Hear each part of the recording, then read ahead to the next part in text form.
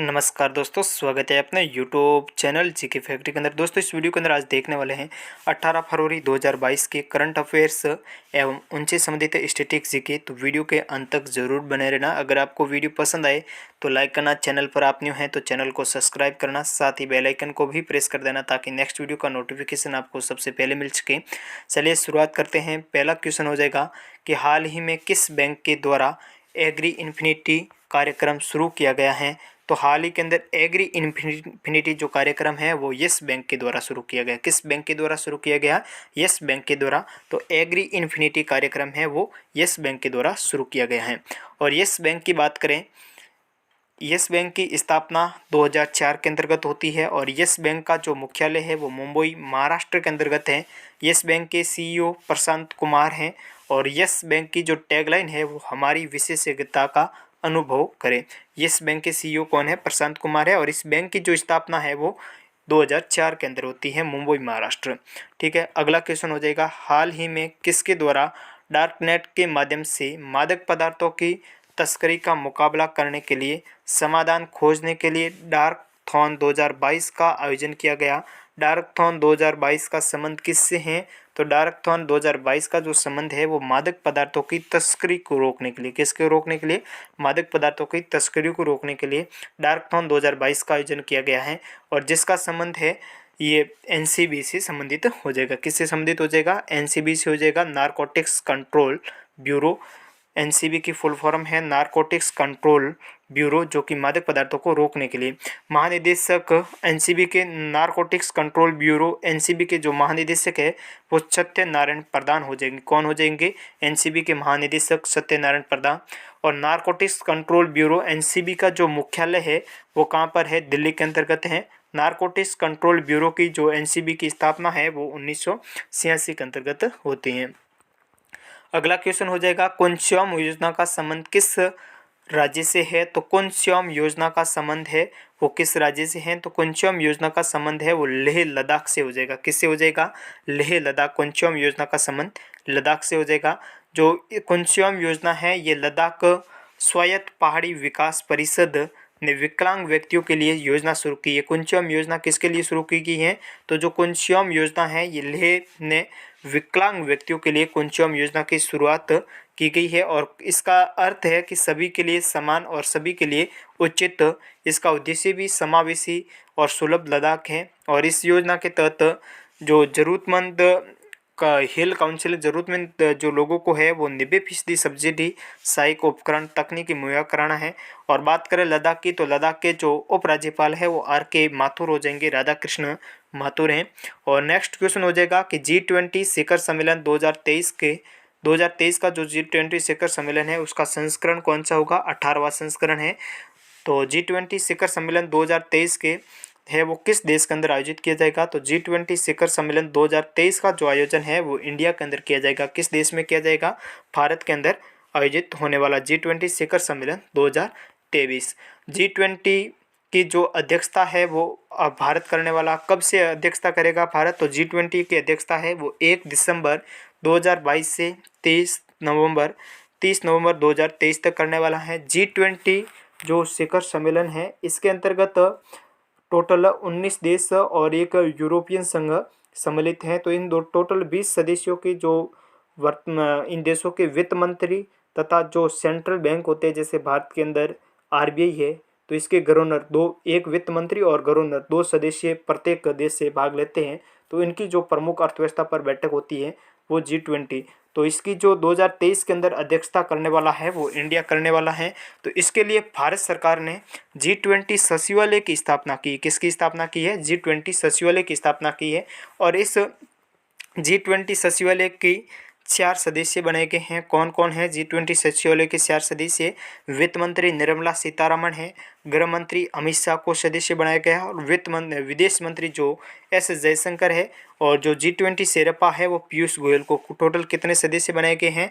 तो G20 सचिवालय का जो गठन है वो भारत सरकार के द्वारा किया गया, क्योंकि जो आगामी 2023 के अंदर G20 शिखर सम्मेलन है वो इंडिया के अंदर होगा। तो इसकी तैयारियों के लिए G20 सचिवालय का जो है वो गठन किया गया है। इसके अंतर्गत टोटल कितने सदस्य हैं? तो टोटल है वो 4 सदस्य हो जाएंगे। ठीक है, अगला क्वेश्चन हो जाएगा कि भारतीय लघु उद्योग विकास बैंक सिडबी ने किस राज्य में अपशिष्ट से धन निर्माण कार्यक्रम शुरू किया है? तो भारतीय लघु उद्योग विकास बैंक जो सिडबी के द्वारा है वो अपशिष्ट से धन निर्माण कार्यक्रम है वो किस राज्य के अंदर शुरू किया गया? पश्चिम बंगाल के अंतर्गत शुरू किया गया। कहाँ पर किया गया? पश्चिम बंगाल के अंतर्गत। कह सकते हैं अपशिष्ट से धन निर्माण कार्यक्रम जो है वो किस राज्य के अंदर शुरू किया गया है? पश्चिम बंगाल के अंतर्गत शुरू किया गया।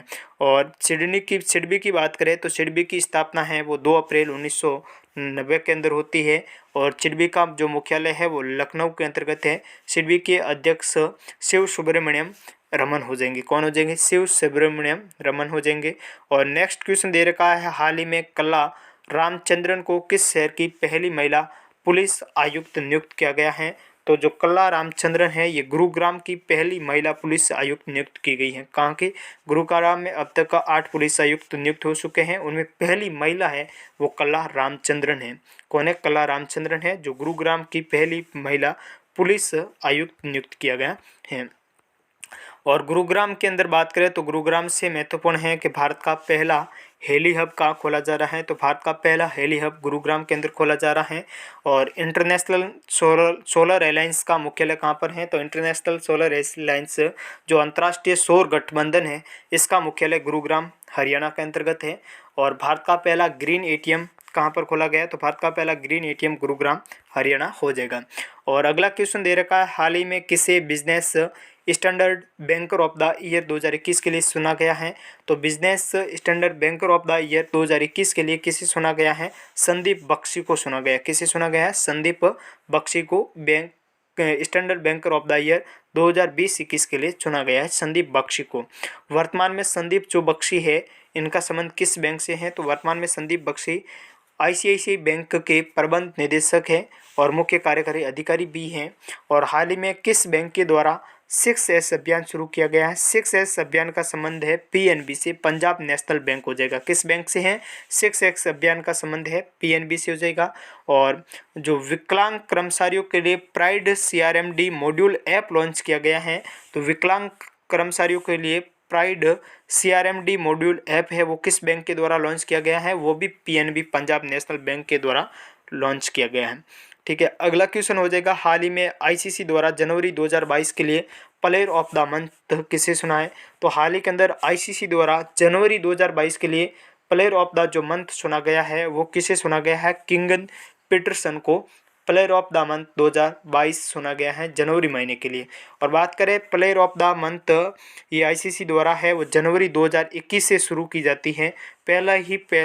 जो first player of the month बनाया गया था जनवरी 2021 में वो ऋषभ पंत को बनाया गया। किसको बनाया गया? ऋषभ पंत को।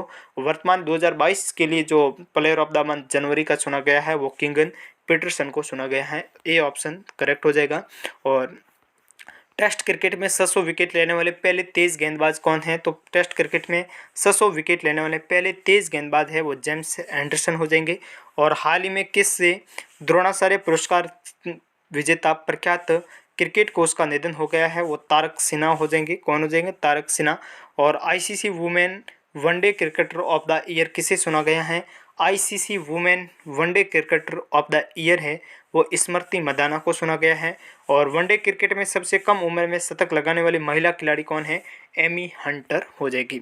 अगला क्वेश्चन दे रखा है कि बिहार खादी के ब्रांड एम्बेसडर के रूप में किसे नियुक्त किया गया है? तो बिहार खादी के ब्रांड एम्बेसडर के रूप में वो किसे नियुक्त किया गया है? मनोज तिवारी को नियुक्त किया गया है। बीजेपी के सांसद हैं मनोज तिवारी बिहार खादी के। और बिहार के बात करें तो बिहार के वर्तमान के अंदर राज्यपाल है वो फागू चौहान हो जाएंगे। बिहार की राजधानी है पटना और बिहार के वर्तमान में मुख्यमंत्री है वो नीतीश कुमार हो जाएंगे। और नेक्स्ट क्वेश्चन दे रखा है, हाल ही में किस राज्य सरकार ने गांजे की खेती को खत्म करने के लिए मिशन परिवर्तन शुरू किया है? तो मिशन परिवर्तन का संबंध है गांजे की खेती से। किससे संबंधित है? गांजे की खेती से हो जाएगा। तो मिशन परिवर्तन जो शुरू किया है ये गांजे की खेती को खत्म करने के लिए किया गया है। किस राज्य के सरकार के द्वारा गांजे की खेती को खत्म करने के लिए मिशन परिवर्तन शुरू किया है? तो मिशन परिवर्तन है ये आंध्र प्रदेश सरकार के द्वारा शुरू किया गया है गांजे की खेती को खत्म करने के लिए। और हाल ही में जारी सुशासन सूचकांक 2021 में सम्मिलित रैंकिंग में कौन सा राज्य शीर्ष स्थान पर है? तो सुशासन सूचकांक 2021 के अंदर शीर्ष स्थान पर है वो गुजरात हो जाएगा। हाल ही में जारी पब्लिक अफेयर्स इंडेक्स 2021 के छठे संस्करण के शासन प्रदर्शन में कौन सा राज्य है वो अव्वल रहा था, तो ये केरल रहा था। हाल ही में जलवायु परिवर्तन प्रदर्शन सूचकांक में भारत का स्थान, तो जलवायु परिवर्तन जो प्रदर्शन सूचकांक में है भारत का 101वां स्थान है। और ग्लोबल ड्रग पॉलिसी इंडेक्स 2021 में भारत का जो स्थान है वो 18वां हो जाएगा। तो इस वीडियो के अंदर इतना ही। अगर आपको वीडियो पसंद आया है तो लाइक करना, चैनल पर आप न्यू हैं तो चैनल को सब्सक्राइब करना, साथ ही बेल आइकन को भी प्रेस कर देना ताकि नेक्स्ट वीडियो का नोटिफिकेशन आपको सबसे पहले मिल सके। मिलते हैं अगले वीडियो के अंदर, तब तक के लिए वंदे मातरम, जय हिंद।